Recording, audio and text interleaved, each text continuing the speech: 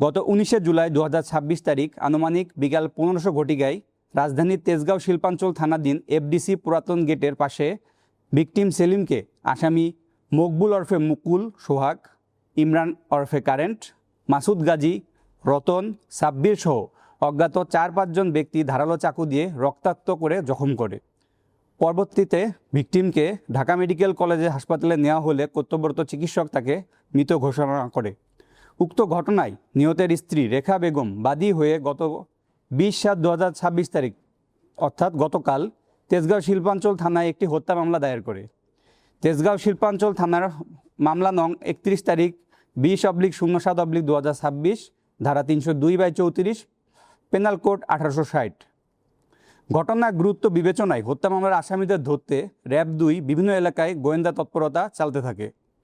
এই ধারাবাহিকতায় অর্থ 21/7/2026 খ্রিস্টাব্দে ভোর রাতে গোয়েন্দা তথ্য এবং তথ্য প্রযুক্তি সহায়তায় র্যাব 2 জানতে পারে উক্ত হত্যা মামলার আসামিরা তেজগাঁও শিল্পাঞ্চল থানাধীন কারওয়ান বাজার এলাকায় অবস্থান করছে।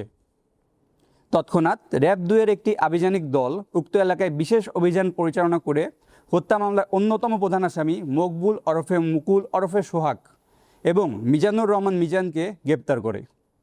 মামলা রুজু হওয়ার 24 ঘন্টার মধ্যে হত্যা মামলার এজান নামীয় প্রধান আসামিদের গ্রেপ্তার করতে সক্ষম হয় র্যাব 2।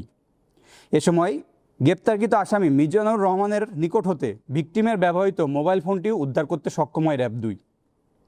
আসামিদের জিজ্ঞাসাবাদে জানা যায় ভিকটিম সেলিম ভাঙাড়ি ব্যবসা চলাকালীন সময়ে তার সাথে আসামিদের আর্থিক লেনদেন সহ বিভিন্ন বিষয়ে বিরোধ চলে আসছিল। এরই পরিপ্রেক্ষিতে এজান নামীয় অপর আসামি রতনের হুকুমে ভিকটিম সেলিমের উপর তারা হামলা চালায়।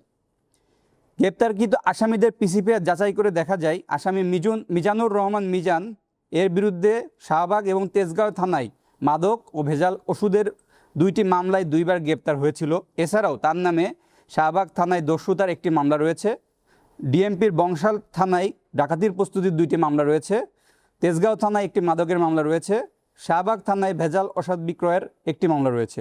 আর আসামি মকবুল ওরফে মুকুলের পিসিপিআর যাচাই করে দেখা যায় তেজগাঁও শিল্পাঞ্চল থানায় মাদক মামলায় 3বার গ্রেপ্তার হয়েছে, শিল্পাঞ্চল থানায় দস্যুতার চেষ্টার একটি মামলা রয়েছে, তেজগাঁও থানার অপরাধ সহায়তায় একটি মামলা রয়েছে।